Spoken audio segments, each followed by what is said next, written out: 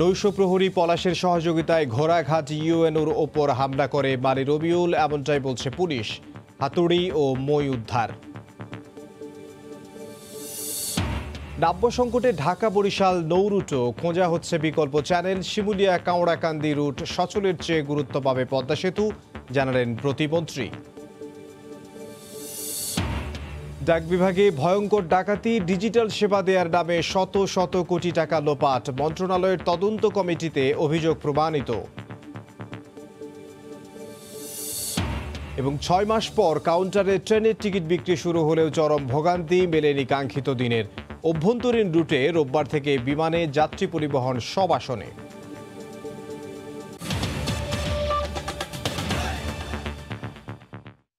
দেখছিলেন শিরোনাম। প্রবাসের সময় সঙ্গে আছে আমি ইমদাদুল হক।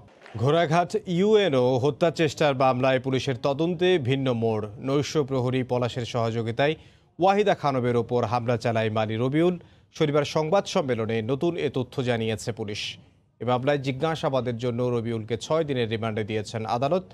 তার সহযোগী নৈশ প্রহরী পলাশ ও রিমান্ড শেষ হওয়া আসামি আসাদুলকে কারাগারে পাঠানো হয়েছে। এদিকে ইউএনও ওয়াহিদা খানম এখন অনেকটাই শঙ্কামুক্ত বলে জানিয়েছেন চিকিৎসক। দিনাজপুরের ঘোড়াঘাটের ইউনো ওয়াহিদা খানম ও তার বাবার ওপর হত্যা চেষ্টার ঘটনা নিয়ে দেখা দিয়েছে ধূম্রজাল। ঘটনার পর ৪ সেপ্টেম্বর আসামি আসাদুলকে গ্রেপ্তার করে র্যাব। সে সময় তারা জানায় চুরির উদ্দেশ্যেই আসামি আসাদুল হামলা করে ইউনো ওয়াহিদা খানম ও তার বাবার উপর। এদিকে শনিবার ঘোড়াঘাট উপজেলা প্রশাসনের বরখাস্ত কর্মচারী রবিউলকে গ্রেপ্তার করে পুলিশ। তারা জানায় রবিউলের আঘাতেই আহত হয়েছেন দিনাজপুরের ঘোড়াঘাটের ইউনো ওয়াহিদা খানম ও তার বাবা। রবিউলের দেয়া তথ্যের ভিত্তিতে উদ্ধার করা হয়েছে ঘটনায় ব্যবহৃত হাতুড়িও। এছাড়া প্রাথমিক জিজ্ঞাসাবাদে রবিউল পুলিশকে জানায় ঘটনা লুকাতে পুড়িয়ে ফেলা হয়েছে ঘটনার দিন ব্যবহৃত শার্ট, ক্যাম্প ও গামছা। শনিবার দুপুরে সংবাদ সম্মেলনে একথা জানান রংপুর রেঞ্জের ডিআইজি দেবদাস ভট্টাচার্য। শিগগিরই এই হত্যাকাণ্ডের প্রকৃত কারণ জানা যাবে বলেও জানান তিনি। ওর নাম হচ্ছে রবিউল, তার বাড়ি হচ্ছে বিরলে। তাকে আমরা গ্রেফতার করেছি। সে ঘটনার সাথে সম্পৃক্ত তার কথা স্বীকার করে তার বক্তব্য প্রদান করেছে এবং সেই তার বক্তব্যের প্রেক্ষিতে আমরা বেশ কিছু আলামতও উদ্ধার করেছি। হামলায় জড়িত তার সহযোগী হিসেবে আটক করা হয় বাসভবনের নৈশ প্রহরী পলাশকে। পরে তাদের দুজনকেই মামলায় গ্রেপ্তার দেখিয়ে হাজির করা হয় আদালতে। পুলিশের আবেদনের শুনানি শেষে মালি রবিউলের ৬ দিনের রিমান্ড মঞ্জুর করেন বিচারক। এদিকে গুরুতর আহত ইউনো ওয়াহিদা খানম এখন শঙ্কামুক্ত। অবশ হয়ে থাকা তার ডান হাত এখন নাড়াচাড়া করছেন বলে জানিয়েছেন চিকিৎসক। সকালে ওয়াহিদা খানমের শারীরিক অবস্থা সম্পর্কে ব্রিফিংয়ে এই তথ্য জানানো হয়। ডান হাত কনুই থেকে নিচের দিক পুরোটা নাড়াতে পারছেন, উনি হাতটা তুলতে পারছেন। তার মানে আমরা বলতে পারি ওনার হাতের অনেকখানি ইমপ্রুভমেন্ট আল্লাহর মধ্যে হয়েছে, তবে পা এখনও নাড়াচ্ছেন না। আশা করি উন্নতির ধারা আরও বেগবান হবে এবং সেটা পায়েও উন্নতি হবে। মাথার সেলাইগুলো মোটামুটি কেটে দিয়েছি। আগে তো শুধু উনি নরম তরল খেতেন, এখন আমরা ওনাকে শক্ত খাবার অ্যালাউ করেছি। ২রা সেপ্টেম্বর গভীর রাতে দিনাজপুরের ঘোড়াঘাট উপজেলা নির্বাহী কর্মকর্তা ওয়াহিদা খানম ও তার বাবা ওমর আলী শেখকে হত্যার চেষ্টা করা হয়। এ ঘটনায় দায়ের করা মামলায় গত ৫ই সেপ্টেম্বর আসামি নবিরুল ও শান্ত কুমারের ৭ দিনের রিমান্ড মঞ্জুর করেন বিচারক। মামলার মূল আসামি আসাদুল রিমান্ডে পুলিশ হেফাজতে রয়েছে। এদিকে ইউনো ওয়াহিদার উপর হামলার ৯ দিন পর ঘোড়াঘাট থানার ওসি আমিরুল ইসলামকে প্রত্যাহার করা হয়েছে। সময় সংবাদ, দিনাজপুর। ডাক বিভাগে ভয়ঙ্কর ডাকাতি, গ্রামের জনসাধারণকে ডিজিটাল সেবা দেওয়ার কথা বলে শত শত কোটি টাকা লোপাটের অভিযোগ ডাক বিভাগের পরিচালক সুধাংশু শেখর ভদ্রের বিরুদ্ধে। কেনাকাটা থেকে শুরু করে ডিজিটাল পোস্ট সেন্টার স্থাপন সবখানে রেখেছেন অনিয়মের ছাপ। ডিজিটাল সেন্টার না করেই তুলে নিয়েছেন ৫৪০ কোটি ৯৪ লাখ টাকা। এসবই উঠে এসেছে ডাক বিভাগের গঠিত তদন্ত রিপোর্টে। বিস্তারিত সাদাত রহমতুল্লাহর প্রতিবেদনে। ক্যামেরায় ছিলেন প্রিন্স আরেফিন। সুধাংশু শেখর ভদ্র ডাক বিভাগের মহাপরিচালক। নামে ভদ্র হলেও তার কাজের ফিরিস্তি বলছে ভিন্ন কথা। কেননা মহাপরিচালক হওয়ার আগে যখন তিনি ছিলেন ডাক বিভাগের অতিরিক্ত মহাপরিচালক, তখনই তিনি এই প্রকল্পের পরিচালক। ৫৪০ কোটি ৯৪ লাখ টাকার ই পোস্ট ডাকঘর প্রকল্পের বাস্তবায়ন হয় তার অধীনে। বাস্তবে তা দেখতে ঢাকার পাশের উপজেলা কাপাসিয়ার যায় সময় সংবাদ। ৫টি ডাকঘর ঘুরে দেখা গেল কোথাও কোথাও ডাকঘর চলছে আরেকজনের দোকানে, কোথাও আবার পোস্ট অফিসে চলে গেছে পোস্ট মাস্টারের বাড়িতে। এইখানে কোনো লোকজনই আসে না, ওই বাজারেই যায় মানুষ। তাদের কোনো সরকারি কোনো অফিস নেই, এটা আমরা ব্যক্তিগত বসার জন্য ভাড়া নিচ্ছি। বাস্তবে কাপাসিয়ার চরখামের ডাকঘর একটি, কিন্তু নথিতে ব্যবহার করা হয়েছে 2 জায়গায়। এভাবেই এক স্থানের নাম অসংখ্যবার লিখে 8,500 ডাকঘরের তালিকা পূর্ণ করা হয়েছে। এটা পোস্ট অফিস, এটা মেরামত করার জন্য আমি আবেদন করছি। অনলাইনে কোনো কাজ করার মতন ডিজিটাল কোনো পদ্ধতি এই পোস্ট অফিসে নাই। ডাক বিভাগের 2015-16 সালে একটি নথিতে দেখা যায় কোটি কোটি টাকার যন্ত্রপাতি কেনা হয়েছে দেখানো হলেও খাতায় উল্লেখ নেই কি কেনা হয়েছে। এসব যন্ত্রপাতি গ্রহণ কমিটির কাছেও সুধাংশু ভদ্র ছিলেন এক ত্রাসের নাম। ফাইলপত্র আমাদের কাছে কোনোদিন দেয়নি, কোনো গ্রহণ কমিটি তো আমাদেরকে রাখেনি। যে কোনো কিছু জোর করে করাটা তো কেউই এক্টের বলে করে না, তাই না? খোদ মন্ত্রণালয়ের গঠিত 2টি তদন্ত কমিটির রিপোর্ট বলছে প্রকল্পের দুর্নীতি হয়েছে সবখানে। এ বিষয়ে ডাক ও টেলিযোগাযোগ মন্ত্রী বলেন, অনিয়ম প্রমাণিত হলে কঠোর ব্যবস্থা নেওয়া হবে। এই তদন্তের ফলাফলটা চূড়ান্তভাবে আমার কাছে আসতে, তার প্রেক্ষিতে অবশ্যই আমি ব্যবস্থা নেব। 2012 থেকে 2017 সালে শেষ হওয়া প্রকল্পের দুর্নীতি নিয়ে এরই মধ্যে দুদক জিজ্ঞাসাবাদ করেছে ডাক বিভাগের মহাপরিচালক সুধাংশু শেখর ভদ্রকে। কাপাসিয়ার ইকুরিয়ার আধুনিক ই পোস্ট সেন্টার, যেটি এখন ব্যবহৃত হচ্ছে রিক্সা ভ্যানের গ্যারেজ হিসেবে। যদিও এই পোস্ট অফিস চলে গেছে এখন পোস্টমাস্টারের বাড়িতে, তবুও 2017 সালে প্রকল্প শেষ দেখিয়ে তুলে নিয়েছে প্রকল্প পরিচালক শত শত কোটি টাকা। স্থানীয়দের অভিযোগ, ই পোস্ট সেন্টারের নামে যে ধরনের সুযোগ সুবিধা পাওয়ার কথা তার কোনোটি পাচ্ছেন না স্থানীয়রা। সাদাত রহমতুল্লাহ, সময় সংবাদ, কাপাসিয়া, গাজীপুর। প্রবাসী সময় আরও থাকছে। দুবাইয়ে অভিজাত হোটেলে নারী পাচারের সঙ্গে জড়িত নৃত্যশিল্পী ইভান শাহরিয়ার। মূল হোতাকে সিআইডির জিজ্ঞাসাবাদে তথ্য, টার্গেট ছিল উঠতি মডেল। নাব্য সংকটে ঢাকা বরিশাল নৌ রুট চলাচল স্বাভাবিক রাখতে খোঁজা হচ্ছে বিকল্প চ্যানেল। ড্রেজিংয়ের মাধ্যমে সব রুটই ব্যবহার উপযোগী রাখার চেষ্টা করা হচ্ছে বলে জানিয়েছেন নৌ প্রতিমন্ত্রী। শিবুলিয়া কাঁঠালবাড়ির নাব্য সংকট নিয়ে তিনি বলেন, পদ্মা সেতুর পিলারের কারণে নাব্য সংকট চরম আকার ধারণ করেছে। তবে এই মুহূর্তে প্রাধান্য দেওয়া হচ্ছে পদ্মা সেতুর নির্মাণ কাজকে। মাহমুদ শাহিনের ক্যামেরায় বিস্তারিত জানাচ্ছেন মাহমুদ রাকিব। ঢাকা বরিশাল নৌপথের প্রধান রুট মিয়ারচর চ্যানেলের নাব্য সংকট নতুন কিছু নয়। প্রায় প্রতি বছরই 4 থেকে 6 মাস নাব্য সংকটের কারণে এই রুটটি বন্ধ থাকে। তখন 25 থেকে 30 কিলোমিটার ঘুরে বিকল্প আলুবাজার কিংবা কালীগঞ্জ হয়ে এই পথে যাতায়াত করে নৌযানগুলো। মিয়ারচরের বিকল্প নতুন কোনো চ্যানেল করা যায় কিনা তা নিয়ে আলোচনা চলছিল দীর্ঘদিন ধরেই।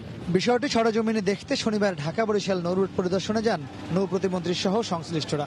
এ সময় নদীপাড়ের ভুক্তভোগীরা তাদের সমস্যার কথা তুলে ধরেন। বিআরডব্লিউটির চেয়ারম্যান বলেন, প্রাকৃতিক কারণে এ নাব্য সংকট, ড্রেজিংই যার একমাত্র সমাধান। প্রাকৃতিক কারণে এখানে পলি পড়বেই এবং আমরা যত ড্রেজিং করব আস্তে আস্তে এটা প্রবাহ আরো গতি বাড়বে এবং আস্তে আস্তে আমরা যেই চ্যানেলগুলো খোলা শুরু করব। নৌ প্রতিমন্ত্রী জানান, বন্ধ নয় বরং ড্রেজিং এর মাধ্যমে সকল রুটই ব্যবহার উপযোগী রাখা হবে। কোনোটাকেই আমরা বাদ দিচ্ছি না। মিয়ারচরে যে পথটা বন্ধ হয়ে আছে সেটা আমরা ড্রেজিং করে আমরা চালু করব। পাশাপাশি আলুবাজার দিয়ে যে পথটা আছে, এটা যেখানে আমাদের চ্যালেঞ্জ আছে সেগুলা সরিয়ে ফেলে আমরা এটাও চালু রাখতে চাই। শিমুলিয়া কাঁঠালবাড়ির নাব্য সংকট নিয়ে প্রতিমন্ত্রী বলেন, পদ্মা সেতুর পিলারের কারণে নাব্য সংকট চরম আকার ধারণ করেছে। পদ্মা সেতুর কার্যক্রম বিঘ্নিত করে পদ্মা সেতুকে ঝুঁকির মধ্যে ফেলে আমরা কোনো পথ তৈরি করতে চাই না। বাংলাদেশকে বলা হয় নদীমাতৃক দেশ, তবে নাব্য সংকটের কারণে সেই বৈশিষ্ট্য অনেকটাই হারিয়ে যেতে বসেছে। তাই সংশ্লিষ্টরা বলছেন, সুনির্দিষ্ট জায়গা চিহ্নিত করে সঠিকভাবে ড্রেজিং ও নিয়মিত নদী শাসন করতে না পারলে দিন দিন হারিয়ে যেতে পারে এই নদীমাতৃক বাংলাদেশের তকমাটি। মাহমুদ রাকিব, সময় সংবাদ, হিজলা, বরিশাল। এদিকে মুন্সিগঞ্জের শিমুলিয়া ঘাটে পদ্মার ভাঙনে ঝুঁকির মুখে নতুন করে গড়ে তোলা 3 নম্বর ঘাট বন্ধ হয়ে গেছে। শুক্রবার রাতে আকস্মিক ভাঙন শুরুর পর ঘাট এলাকার স্থাপনা সহ 10 একর জমি বিলীন হয়ে গেছে। শনিবার সকাল থেকে বালুর বস্তা ফেলে প্রতিরোধের চেষ্টা করে এলাকাবাসী। এদিকে নাব্য সংকটে কাঁঠালবাড়ি শিমুলিয়া নৌ রুটে ব্যাহত হচ্ছে ফেরি চলাচল। নাসিরউদ্দিন উজ্জ্বলের রিপোর্ট। পদ্মার উত্তাল স্রোতে শিমুলিয়া ঘাট সহ আশেপাশের দোকানপাট বিলীন হয়ে যাচ্ছে। ভাঙনের মুখে নতুন তৈরি করা 3 নম্বর ঘাট বন্ধ করে দেওয়া হয়েছে। আশপাশের ঘাটও পড়েছে ঝুঁকির মধ্যে। অন্যদিকে বন্ধ থাকার 9 দিন পর শুক্রবার পরীক্ষামূলক চালু হলেও নাব্য সংকটে ফেরি চলাচল বিঘ্নিত হচ্ছে।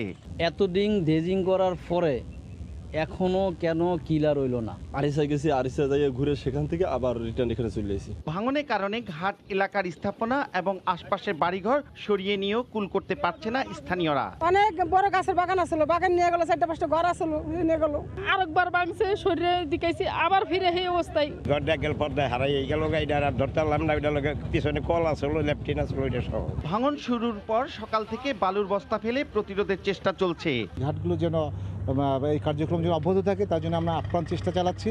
আমাদের হাইড্রোগ্রাফিক একটা টিম সার্ভে করার জন্য, ম্যাথমেটিক্স সার্ভে করার জন্য আমরা হাইড্রোগ্রাফি ডিপার্টমেন্টকে আমরা বলেছি। এটা যেহেতু ঘাট বন্দর এলাকা, এই এলাকার ব্যাপারে আমরা যারা আছি এবং আমাদের ঊর্ধ্বতন কর্তৃপক্ষ যারা আছে তারা সচেষ্ট আছে এবং অতি দ্রুত ব্যবস্থা নেওয়া হচ্ছে। কয়েক ঘন্টার ভাঙনে 10 একর এলাকা বিলীন হয়ে গেছে। এর মধ্যে বিআইডব্লিউটি এর 3.5 একর, 29 একরের শিমুলিয়া বন্দরের 6.5 একর পদ্মার পেটে। গত 28 জুলাই 3 নম্বর ও 6 আগস্ট 4 নম্বর ঘাট বিলীন হয়ে যায়। পাশের পদ্মা সেতুর কনস্ট্রাকশন ইয়ার্ড ভাঙনের কবলে পড়ে 31 জুলাই। নতুন করে করা হয়েছিল 3 নম্বর ঘাট, সেখানেই এখন চলছে ভাঙনের বিভীষিকা। নাসির উদ্দিন উজ্জ্বল, সময় সংবাদ, মুন্সিগঞ্জ।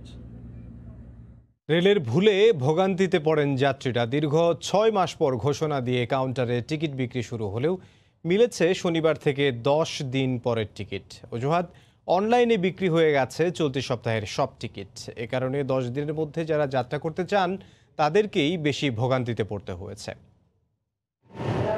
গত 31 মে থেকে সকল আন্তনগর ট্রেনের টিকিট বিক্রি হয়ে আসছিল অনলাইনে। এতে টিকিট প্রত্যাশী অনেকেই ভোগান্তিতে পড়েন। দাবির মুখে ঘোষণা আসে 12 সেপ্টেম্বর শনিবার থেকে কাউন্টারেও বিক্রি হবে 25% টিকিট।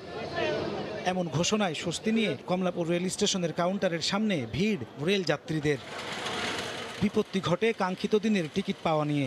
1 কিংবা 2 নয়, টিকিট মিলছে 10 দিন পরের। ফলে ভোগান্তিতে পড়েছেন টিকিট প্রত্যাশীরা। কাউন্টারে যে গেলাম বলতেছে আপনারা অনলাইনে টিকিট কেটে নিয়ে আসেন, এখান থেকে চালু হওয়া দেরি আছে, কিন্তু আপনার তো যাত্রী এখন বিভ্রান্তির মধ্যে পড়ে গেছি। টিকিট চাইছি কিন্তু ওরা বলছে যে অনলাইনে ছাড়া টিকিট কাটতে দিব না। সাধারণ মানুষের ভোগান্তিগুলো আসলে কারা দায়ভার নেবে? কাউন্টারগুলো থেকে জানানো হয় আগামী 10 দিনের মধ্যে যারা যাত্রা করতে চান তাদের কেউই টিকিট পাবেন না কাউন্টারে। নির্দেশনা আছে আগাম টিকিট বিক্রির। আমাদের বলছে 21 তারিখ থেকে যে টিকিট ওপেন হবে ওইটা দেওয়ার জন্য। 10 দিন আগে তো টিকিট ওপেন হয়, সেই টিকিটটা আমাদের কাউন্টারে কর্তৃপক্ষের নির্দেশ দিয়েছে এবং সেটাই আমরা দিচ্ছি। কমলাপুর রেল স্টেশনের ম্যানেজার জানান 20 সেপ্টেম্বর পর্যন্ত সব টিকিট দেয়া আছে অনলাইনে, যার বেশিরভাগই বিক্রি হয়ে গেছে। আজকে থেকে যে 21 তারিখে টিকিটটা বিক্রি হচ্ছে, কালকে 22 তারিখে টিকিট হবে না, পরশুদিন 23 তারিখে টিকিট হবে না, কিন্তু 20 তারিখ পর্যন্ত টিকিটটা 100% অনলাইনে চলে গেছে, সেটা কাউন্টারে পাওয়া যাবে না। কাউন্টারে টিকিট বিক্রি স্বাভাবিক হতে আরও 10 থেকে 12 দিন সময় লাগবে বলে জানিয়েছে রেলওয়ে। নাজমুস সালেহী, সময় সংবাদ, ঢাকা।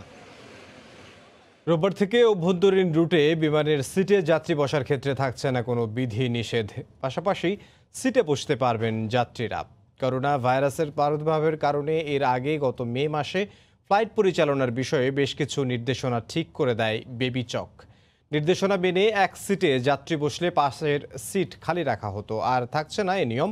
তবে ফ্লাইটের মাঝে কোনো যাত্রী অসুস্থ হলে তাদের জন্য পেছনের সারিতে 4টি আসন খালি রাখার নির্দেশনাটি বহাল রাখা হয়েছে বলে জানিয়েছেন বেসামরিক বিমান চলাচল কর্তৃপক্ষের chairman air vice marshal Mofidur Rahman. তিনি আরও জানান, কাল থেকে যাত্রীদের হ্যান্ড গ্লোভস, মাস্কের পাশাপাশি ফেস শিল্ড দিতে হবে এয়ারলাইন্সগুলোকে। এদিকে ইউএস বাংলা এয়ারলাইন্সের জনসংযোগ বিভাগের মহাব্যবস্থাপক কামরুল ইসলাম জানান, তাদের কাছে নতুন নির্দেশনা এসেছে, সে অনুযায়ী বিমানের সব আসনেই যাত্রী পরিবহন শুরু হবে কাল থেকে।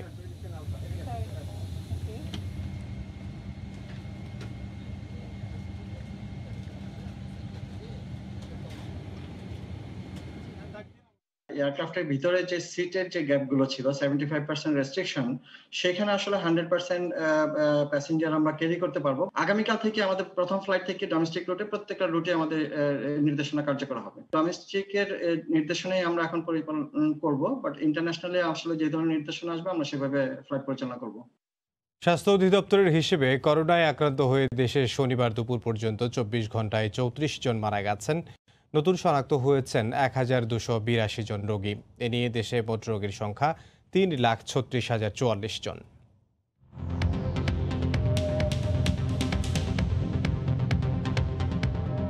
গত 24 ঘন্টায় নমুনা পরীক্ষা করা হয়েছে 10,098 জনের। এ পর্যন্ত মোট নমুনা পরীক্ষা হয়েছে 17,15,481 জনের। গেল 24 ঘন্টায় নতুন করে শনাক্ত হয়েছেন 1,282 জন, আর মোট আক্রান্ত 3,36,044 জন। 24 ঘন্টায় মারা গেছেন 34 জন। এ পর্যন্ত করোনা আক্রান্ত হয়ে মারা গেলেন 4,702 জন। করোনা থেকে 24 ঘন্টায় সুস্থ হয়েছেন 2,247 জন। মোট সুস্থ হয়েছেন 2,38,271 জন। করোনা পরিস্থিতিতে শিক্ষা প্রতিষ্ঠান খোলা না খোলা নিয়ে নানা ঘোষণা এলেও বিশ্ববিদ্যালয় পর্যায়ে অনলাইন ক্লাস নেওয়া ছাড়া এখনো পর্যন্ত সুনির্দিষ্ট আর কোনো নির্দেশনা নেই। ফলে সেশন জট সহ শিক্ষাজীবন নিয়ে উদ্বিগ্ন শিক্ষার্থীরা। এক্ষেত্রে বিশ্ববিদ্যালয় প্রশাসন বলছে, আবাসিক হল সহ শ্রেণীকক্ষে সামাজিক দূরত্ব নিশ্চিতে বেশ কিছু চ্যালেঞ্জ তাদের সামনে, আর পরিস্থিতি পর্যবেক্ষণ করে সিদ্ধান্ত নেওয়ার কথা জানালো ইউজিসি। ফেরদৌস লিপির রিপোর্ট। কোভিড-19 বিপর্যস্ত পৃথিবীতে থমকে আছে শিক্ষাজীবনও। জ্ঞান সৃষ্টি ও বিতরণের সর্বোচ্চ বিদ্যাপীঠ বিশ্ববিদ্যালয়গুলো নিথর হয়ে আছে। অদম্য প্রাণচাঞ্চল্য থাকা স্থাপনাগুলো হয়ে পড়েছে প্রাণহীন। শিক্ষার্থীদের পদচারণায় মুখর থাকা ক্লাসরুম করিডরগুলো আজ নিস্তব্ধ। চলমান এই পরিস্থিতিতে শিক্ষাজীবন নিয়ে শঙ্কিত ও উদ্বিগ্ন শিক্ষার্থীরা। একটা লম্বা সময় আমাদের শিক্ষা জীবন থেকে আমাদের চলে গেছে, আমরা ক্লাস করতে পারিনি, পরীক্ষাগুলো দিতে পারিনি। করোনাকালীনের জন্য অনেকটা দেখা যাচ্ছে যে আমরা বলতে পারছি না যে সেমিস্টারটা এই বছর শেষ করতে পারবো কিনা আদৌ। বিশ্ববিদ্যালয় কর্তৃপক্ষ একটা সঠিক নির্দেশনা দেয় যাতে শিক্ষার্থীরা বুঝতে পারে যে কি হচ্ছে। বিশ্ববিদ্যালয়গুলো বর্তমানে অনলাইন ক্লাসের মাধ্যমে শিক্ষা কার্যক্রম কিছুটা চালিয়ে নিলেও করোনা উত্তর সময়ে কিভাবে আবার শুরু করবে তা এখন সবচেয়ে বড় প্রশ্ন। এক্ষেত্রে পাবলিক বিশ্ববিদ্যালয় ও বেসরকারি বিশ্ববিদ্যালয়গুলোকে মোকাবেলা করতে হবে বেশ কিছু চ্যালেঞ্জ। অনেক শিক্ষার্থী, অনেক ছেলে মেয়ে, আমাদের অনেক বড় পরিবার, ফলশ্রুতিতে ওদিকে আবাসিক বিষয়গুলো জড়িত আছে। খোলার বিষয়ে আমরা যখন ভাববো তখন আমাদেরকে অনেকগুলো বিষয় বিবেচনায় রেখে তারপর আমাদের অগ্রসর হতে হবে। যতদূর পারবো আমরা স্বাস্থ্যবিধি মেনে যদি কোনো সময় কোনো কিছু করতে হয় সেটা করব, তবে আমরা অনলাইন চাই। বিশ্ববিদ্যালয় মঞ্জুরি কমিশন বলছে, অক্টোবরের প্রথম সপ্তাহের মধ্যে বিশ্ববিদ্যালয়গুলো খোলার কোনো সম্ভাবনা নেই। এই ক্ষেত্রে দেশের করোনা পরিস্থিতি পর্যবেক্ষণ করে পরবর্তী সিদ্ধান্ত নেওয়া হবে। স্টুডেন্ট যখন একটা ইউনিভার্সিটির ক্যাম্পাসে আসবে তখন এর সাথে ইউনিভার্সিটির শিক্ষক, ইউনিভার্সিটি পরিবারের সবাই সংমিশ্রণ ঘটবে। এখন সেখানে এটা আইডেন্টিফাই করা খুব ডিফিকাল্ট যে কে ভালনারেবল, কে ভালনারেবল না। এই জন্য এখনই ঠিক বলা যাচ্ছে না যে কখন খোলা হবে। ইউজিসি তথ্য অনুযায়ী দেশে বর্তমানে পাবলিক বিশ্ববিদ্যালয় রয়েছে 37টি। এইসব বিশ্ববিদ্যালয়ে মোট শিক্ষার্থীর সংখ্যা 5 লাখের বেশি, আর বেসরকারি বিশ্ববিদ্যালয়ে আছে 91টি, যেখানে শিক্ষার্থীর সংখ্যা 3.5 লাখের বেশি। ফেরদৌস লিপি, সময় সংবাদ, ঢাকা। দুবাইয়ে অভিজাত হোটেলে নারী পাচারের সঙ্গে জড়িত জাতীয় চলচ্চিত্র পুরস্কার প্রাপ্ত নৃত্যশিল্পী ইভান শাহরিয়ার সোহাগ সিআইডির হাতে গ্রেফতারের পর চক্রের মূল হোতা আজম খান জিজ্ঞাসাবাদে এমনটাই জানিয়েছেন। রাজধানীর লালবাগ থানার এক নারীর অভিযোগে গ্রেফতার হন ইভান শাহরিয়ার। এখন পর্যন্ত এই চক্রের 6 জনকে গ্রেফতার করেছে অপরাধ তদন্ত বিভাগ। বাংলাদেশের জাতীয় পুরস্কার প্রাপ্ত নৃত্যশিল্পী ইভান শাহরিয়ার সোহাগ রাজধানীর অভিজাত এলাকা নিকেতনের একটি ভাড়া বাসায় ছিল সোহাগের ট্রান্স ট্রুপ নামে ডান্স কোম্পানি। এখানেই তিনি পরিচালনা করতেন ডান্স একাডেমি। সোহাগের বিরুদ্ধে অভিযোগ, এই ডান্সের ব্যবসার নামে মধ্যপ্রাচ্যের দুবাইয়ে অভিজাত হোটেলের নারী পাচার করতেন তিনি। এই অভিযোগে এই চক্রের মূল হোতা আজম খানকে গ্রেফতারের পর নিকেতনের বাসা থেকে সোহাগকে গ্রেফতার করে সিআইডি। যদিও তার বন্ধুর অভিযোগ এমন কিছুর সঙ্গে সোহাগ জড়িত নন। এটা আসলে সম্পূর্ণই মিথ্যা, কারণ আমি ওর সাথে 20 বছর, এই 20 বছরে আমার চোখে দেখা কোনোদিনও দেখি নাই যে ও নারী পাচার। আমি ওর সাথে বিদেশেও গেছি সরকারিভাবে। নিকেতনের এই বাসায় যাতায়াত ছিল দেশের নামিদামি মডেল সহ উঠতি মডেলদের। ওনার কাছে মাঝে মাঝে হয়তো একটা মেয়ে মডেল মেয়ে আসতো, বা একটা ছেলে আসতো, এছাড়া কিছু দেখিনি। সিআইডি বলছে, এই ঘটনার সঙ্গে জড়িত প্রথমে 2 জনকে গ্রেফতারের পর জিজ্ঞাসাবাদে সোহাগের সংশ্লিষ্টতা পাওয়া যায়। এরপরই তাকে গ্রেফতার করা হয়। ক্লাব বা বারগুলোতে অল্প বয়সী মেয়ে নিয়ে গিয়ে পরে দেহ ব্যবসায় বাধ্য করা হতো, সেই অভিযোগের প্রেক্ষিতে যে মামলা হয়েছে ওই মামলাটায় গ্যাং লিডার আজমকে আমরা গ্রেপ্তার করেছি। আজম সহ এই ইভান শাহরিয়ার সহ এই টোটাল 6 জনকে গ্রেপ্তার করা হলো। জুলাই মাসে রাজধানীর লালবাগে এক নারীর করা অভিযোগের মামলায় এখন পর্যন্ত 6 জনকে গ্রেফতার করেছে সিআইডি, যার মধ্যে 4 জন আদালতে স্বীকারোক্তিমূলক জবানবন্দি দিয়েছেন। সোহাগকে জিজ্ঞাসাবাদ করছে সিআইডি। সাদাত রহমতুল্লাহ, সময় সংবাদ, ঢাকা। প্রবাসী সময় আরও থাকছে। বাংলাদেশের শ্রীলঙ্কা সফরের সূচি নিয়ে ধোঁয়াশা। বিসিবি চায় 7 দিনের কোয়ারেন্টাইন ক্রিকেটারদের। লঙ্কান বোর্ডের দাবি 2 সপ্তাহ। নারায়ণগঞ্জের পশ্চিম তল্লা এলাকায় বাইতুস সালাত জামে মসজিদে বিস্ফোরণ মামলার তদন্ত ভার নিয়ে মাঠে তৎপর সিআইডি পুলিশ। দ্রুত ঘটনার কারণ উদ্ঘাটন সহ দোষীদের চিহ্নিত করে আইনের আওতায় আনার ব্যাপারে আশাবাদী সিআইডির দায়িত্বপ্রাপ্ত ডিআইজি মাইনুল হাসান। এদিকে বিস্ফোরণের ঘটনার পর থেকে তল্লা এলাকার সব মসজিদে মুসল্লিদের নিরাপত্তায় বাড়তি সতর্কতা নেওয়া হয়েছে। শওকত আলী সৈকতের তথ্য ও ছবি নিয়ে রিপোর্ট। শনিবার দুপুরে নারায়ণগঞ্জের পশ্চিম তল্লা এলাকায় বাইতুস সালাত জামে মসজিদের ঘটনাস্থল পরিদর্শনে যান সিআইডির ডিআইজি মাইনুল হাসান ও অতিরিক্ত ডিআইজি ইমাম হোসেন সহ তদন্ত দল। এ সময় ঘণ্টাব্যাপী গ্যাস পাইপলাইনের লিকেজের বিভিন্ন স্থান ঘুরে দেখে পর্যবেক্ষণ করেন সিআইডির প্রতিনিধি দল। কথা বলেন স্থানীয়দের সঙ্গে। পরে সিআইডির প্রধান গণমাধ্যমকে জানান, এ ঘটনায় যেই দোষী প্রমাণিত হোক আইনের আওতায় এনে দ্রুত চার্জশিট দেওয়া হবে।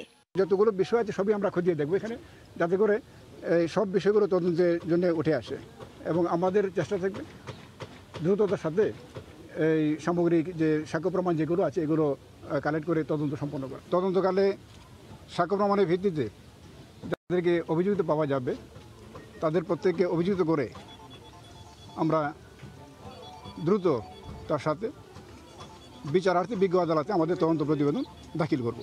বিস্ফোরণের ঘটনার পর থেকে তল্লা এলাকার সব মসজিদেই মুসল্লিদের নিরাপত্তার বিষয়টি গুরুত্ব দেওয়া হচ্ছে। আতঙ্কটা দূর করার জন্য কিছু আলোচনা করা এবং নিজেদের মসজিদের বিদ্যুৎ এবং এসি ব্যবহার করার ক্ষেত্রে সতর্ক হওয়া। এদিকে বিস্ফোরণ হওয়া মসজিদের বাইরে নতুন করে কোনো লিকেজ পাওয়ার সম্ভাবনা না থাকায় গত 2 দিন ধরে খোঁড়াখুড়ির কাজ বন্ধ করে দিয়েছে তিতাস গ্যাস কর্তৃপক্ষ। সময় সংবাদ, নারায়ণগঞ্জ। ঢাকা চট্টগ্রাম মহাসড়কের ফেনীর বহিপাল 0 পয়েন্ট এলাকায় বাখরাবাদ গ্যাস ডিস্ট্রিবিউশন কোম্পানির লাইন লিকেজ হয়ে প্রায় 1 বছর ধরে অনবরত বুদবুদ আকারে গ্যাস বের হচ্ছে। মহাসড়কের উপরে হওয়ায় যে কোনো মুহূর্তে বড় ধরনের দুর্ঘটনার আশঙ্কা করছেন চালক ও স্থানীয়রা। আর কর্তৃপক্ষ বলছে, মেরামতের অনুমতি চেয়ে গত জুলাইয়ে সড়ক ও জনপথ বিভাগের কাছে আবেদন করা হলেও এখনও মেলেনি সাড়া। জুলহাস তালুকদারের ক্যামেরায় বিস্তারিত জানাচ্ছেন আতিয়ার সজল। পানি পেলেই বুদবুদ করে, দিয়াশলাই কিংবা সিগারেটের আগুনের সংস্পর্শে এলেই জ্বলে উঠছে আগুন। এমনটি ঘটছে প্রায় 1 বছর ধরে। এমন পরিস্থিতিতেই ঝুঁকি নিয়ে চালকরা এর উপর দিয়ে গাড়ি চালাচ্ছেন, আবার অনেক সময় দাঁড়িয়ে যাত্রী ওঠানামা করছে। কেউ যদি ম্যাচ মারি দেয় সাথে আগুন ধরে যাবো, আতঙ্কের ভিতরে আছে 2 বছর এখানে। কালকে একটা সিগারেটের গোড়া এখানে ফালাইছে, আগুন ধরে উঠছে। স্থানীয়রা জানান, গত কয়েক মাস ধরে এভাবে গ্যাস নির্গত হচ্ছে। বাখরাবাদ গ্যাস কোম্পানিকে জানানো হলে তারা বালু ছিটিয়ে দিয়ে চলে যায়। এই অবস্থায় সবার মধ্যে আতঙ্ক বিরাজ করছে। আল্লাহ মাফ করুক, যদি কোনো দুর্ঘটনা ঘটে নারায়ণগঞ্জ থেকে ভয়াবহ হবে। যেটা আমরা অবশ্যই সমাধান চাই, কারণ এটা ভয়াবহ দুর্ঘটনা ঘটতে পারে যে কোনো সময়। সমস্যা সমাধানে গত জুলাই মাসে ফেনীর সড়ক ও জনপথ বিভাগকে লিখিতভাবে সড়ক কাটার অনুমতি চেয়েছিল বলে জানান ফেনীর বাখরাবাদ গ্যাস ডিস্ট্রিবিউশন কোম্পানির ব্যবস্থাপক। এই সমস্যাটা সমাধান করতে গেলে আমাদের এখানে হাইওয়েতে এই রাস্তা আমাদের কাটতে হবে। সেটা কাটতে গেলে তো সেটা রোডস অ্যান্ড হাইওয়েজের পারমিশন নিতে হবে। আমরা অফিসিয়ালি ওনাদেরকে চিঠি দিয়েছি আমাদেরকে এটা অনুমতি দেওয়ার জন্য। ওনারা আমাদের কাছে 1 সপ্তাহ সময় চেয়েছেন। ফেনীর সড়ক বিভাগের নির্বাহী প্রকৌশলী আহসানুদ্দিন আহমেদ জানান, যান চলাচল স্বাভাবিক রেখে কিভাবে মেরামত করা যায় সেটা দেখা হচ্ছে। ট্রাফিক ফ্লোকে ঠিক রেখে এবং এই যে এখানে যে স্ট্রাকচারটা তৈরি করা হয়েছে সেটার মিনিমাম ড্যামেজ করে কিভাবে করা যায় সেটা নিয়ে আমরা দেখছি।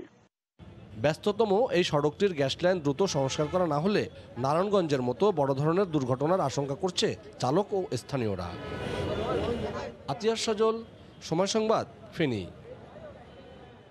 কেবল অপারেটরের দেনা পাওনার সালিশ আলোচনাকে চাঁদাবাজি বলে মিথ্যাচার করে অডিও রেকর্ড সামাজিক যোগাযোগ মাধ্যমে ভাইরাল করার ঘটনায় মামলা করেছেন ঢাকা 2 আসনের MP advocate Kamrul Islam.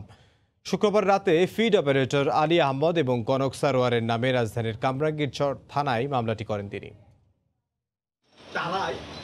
Dhaka total কেবল নেটওয়ার্কের এমডি ইউসুফ জানান, চুক্তি অনুযায়ী লাইন চার্জের টাকা না দেয়ায় ফিড অপারেটর আলী আহমদের বিরুদ্ধে তিনি স্থানীয় এমপির কাছে নালিশ করেন। তার পাওনা টাকা আদায় করে দিতেই এমপি কামরুল আলী আহমদকে ফোন করেন। সেই কথোপকথন রেকর্ড করেই এখন এমপির নামে চাঁদাবাজির অপপ্রচার চালানো হচ্ছে।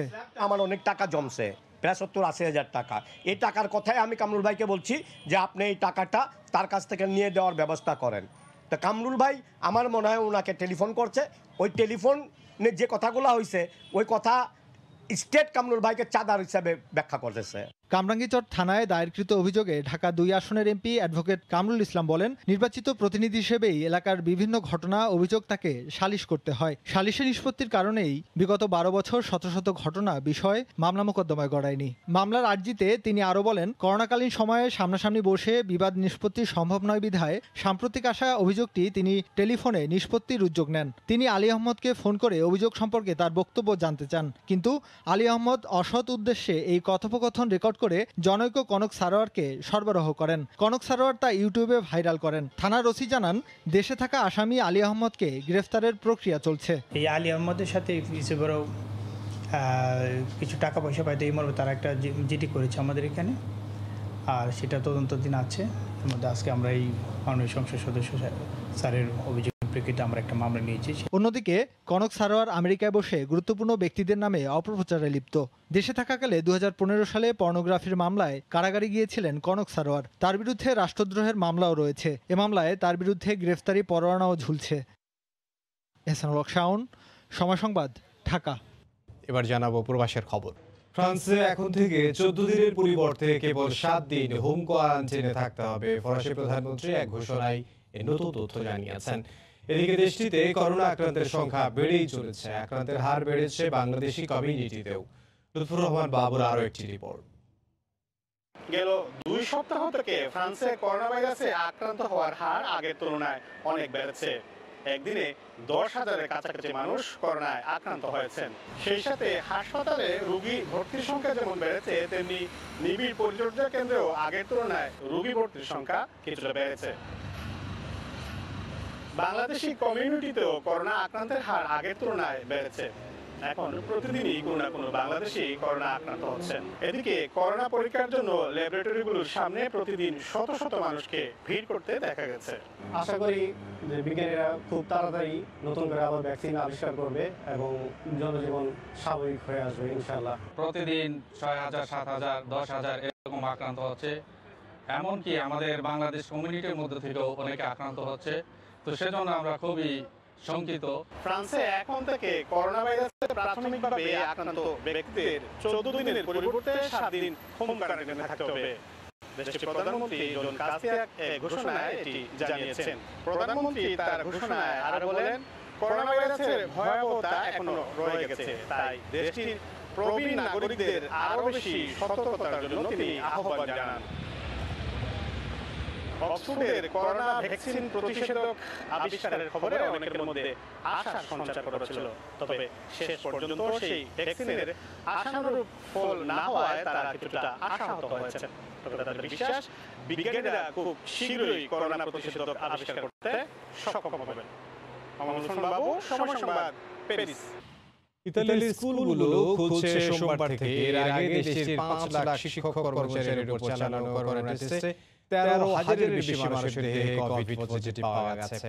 ইতালিতে প্রায় 1 কোটির মতো শিক্ষার্থী রয়েছে, এর মধ্যে 25,000 বাংলাদেশি। ইতালির ভেনিস থেকে মাকসুদুর রহমানের রিপোর্ট। ইতালিতে টানা 6 মাস বন্ধ থাকার পর আগামী সোমবার থেকে স্কুল খুলছে। দীর্ঘদিন পর স্কুল খোলার খবরে খুশি স্থানীয় প্রবাসী বাংলাদেশিরা।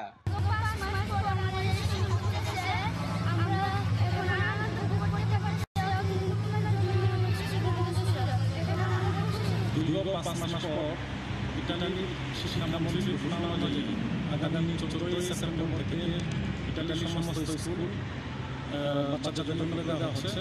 তবে স্কুল খোলার পর করোনা সংক্রমণ আবার বাড়তে পারে বলে আশঙ্কা করা হচ্ছে। এর মধ্যে দেশটির 13,000-এরও বেশি শিক্ষক কর্মচারীর দেহে কোভিড পজিটিভ পাওয়া গেছে। সংশ্লিষ্টদের করোনা আক্রান্তের খবরে আতঙ্কিত শিক্ষার্থী ও অভিভাবকেরা। এই অবস্থায় সবাইকে সতর্ক থাকার আহ্বান তাদের। এতদিন করোনা ব্যাপারটা অনেক কম ছিল, কিন্তু বেশ কিছুদিন ধরে আবার করোনা বিপদ আছে। আমাদের সকলের চিঠি সবাই যেন আমরা এখানে সবাইকে সতর্ক করছি, সবাই যেন মাস্ক ব্যবহার করে আর সবাই যেন স্বাস্থ্যবিধি মেনে চলে, তাও তাদের বলছি। কারণ আমরা দেখেছি করোনা কত ভয়ানকভাবে আমাদের আক্রমণ করেছিল।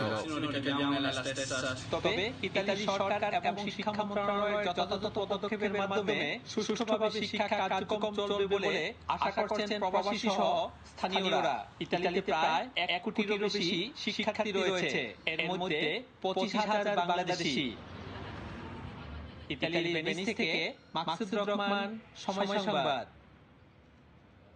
ইতালিতে প্রবাসী বাংলাদেশিদের ইমিগ্রেশন সহ আইনি সহায়তা দেওয়ার জন্য অপারেটর তৈরির দ্বিতীয় কোর্স সম্পন্ন হয়েছে। প্রথমবার ন্যাশনাল কাফ অপারেটর কোর্স চালু করে ব্যাপক পরিচিতি পাওয়ার পর দ্বিতীয় দফায় এই উদ্যোগ নেওয়া হয়। কাফ অপারেটর প্রবাসী বাংলাদেশিদের সরকারি সুযোগ সুবিধা সহ বিভিন্ন ধরনের সহায়তা করবেন। ইমিগ্রেশন বিশেষজ্ঞ মোহাম্মদ আখতারুজ্জামানের উদ্যোগে এই কোর্সের আয়োজন করা হয়। 3 দিনের কোর্স শেষে অংশগ্রহণকারীদের মধ্যে সনদ প্রদান করা হয়।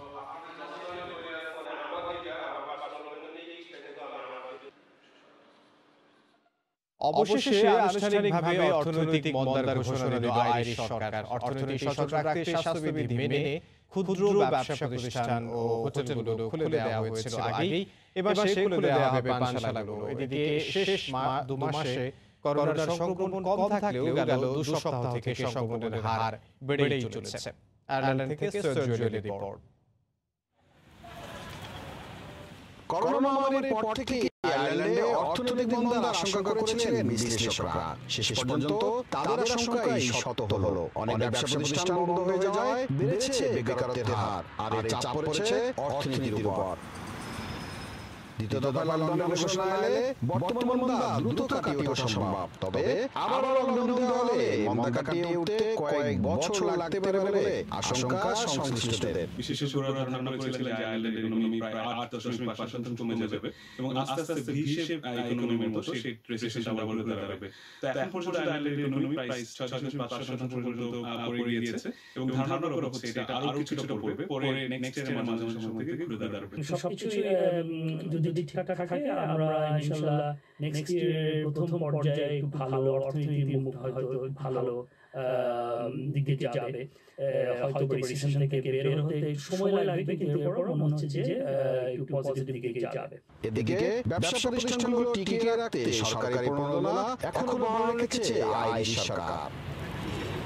বিশ্ব অর্থনৈতিক মন্দা ঢেউ এসে আছড়ে পড়ছে আটলান্টিক তীরের এই দেশটিতেও। ক্ষুদ্র জনসংখ্যার দেশটিতে অর্থনৈতিক মন্দা কাটাতে নিচ্ছে নানান পদক্ষেপ। দ্রুতই এই পদক্ষেপগুলোর সফলতায় উজ্জ্বল অর্থনীতি দেখার অপেক্ষায় এখানে নাগরিকরা। সৈয়দ জুয়েল, সময় সংবাদ, আয়ারল্যান্ড। দেশে বাণিজ্যিক প্রতিষ্ঠান গড়ে তোলা ও বিভিন্ন ব্যবসায়ী বিনিয়োগ করার প্রত্যয় নিয়ে প্রতিষ্ঠিত প্রবাসী বাংলাদেশিদের সংগঠন বিল্ড আপ সোশিও ইকোনমিক অর্গানাইজেশনের সদস্য সম্মেলন অনুষ্ঠিত হয়েছে। 11 সেপ্টেম্বর রাজধানীর দোহার একটি হোটেলে সম্মেলন অনুষ্ঠিত হয়। এতে বিদেশ ফেরত কর্মহীন প্রবাসীদের কল্যাণে কাজ করার প্রত্যয় ব্যক্ত করেন সংগঠনের সদস্যরা। কাতার প্রতিনিধি আনোয়ার হোসেন মামুনের তথ্য ও ছবি নিয়ে রিপোর্ট।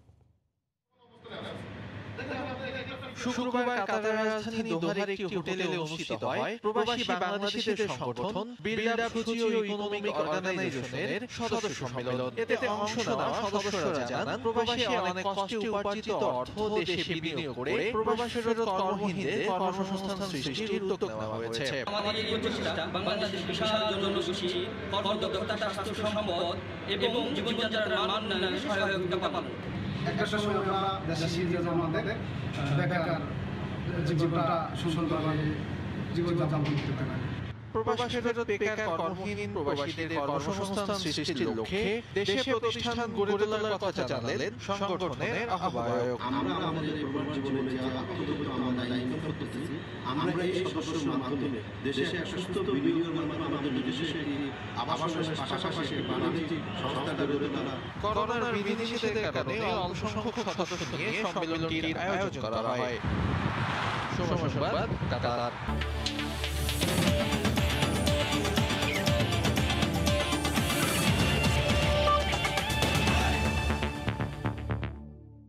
বাংলাদেশের শ্রীলঙ্কা সফরের সূচি নিয়ে তৈরি হয়েছে ধোঁয়াশা আছে কোয়ারেন্টাইনের সময়সীমা নিয়েও। বিষয়টি নিয়ে 2-1 দিনের মধ্যে এসএলসি তাদের অবস্থান পরিষ্কার করবে বলে জানিয়েছেন বিসিবির প্রধান নির্বাহী নিজামুদ্দিন চৌধুরী সুজন। সঙ্গে এই জটিলতার কোনো প্রভাব ম্যাচ সূচিতে পড়বে না বলেও প্রত্যাশা তার। প্রায় 2 মাস ছুঁই ঐচ্ছিক অনুশীলনে টিম টাইগার্স, লক্ষ্য একটাই লঙ্কা সফর, যে ট্যুরকে সামনে রেখে একটা খসড়া সূচিও তৈরি করে রেখেছিলেন বোর্ড কর্তারা। তবে সব যেন ওলটপালট হওয়ার শঙ্কা।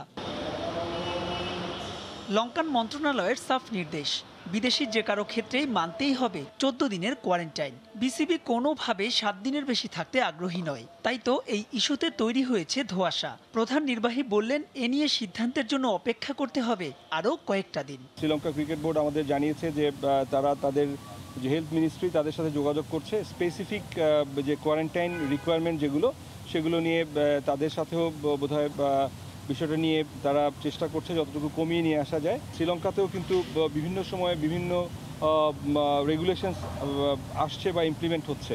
আগামী 2-3 দিনের মধ্যে হয়তো তাদের কাছ থেকে আমরা চূড়ান্ত বিষয়গুলো আমরা চূড়ান্তভাবে জানতে পারবো। 7 দিনের মধ্যে যদি সীমাবদ্ধ রাখা যায় তাহলে হয়তো আমাদের যেভাবে প্ল্যান করা আছে সেভাবে আমরা হয়তো প্রসিড করতে পারবো।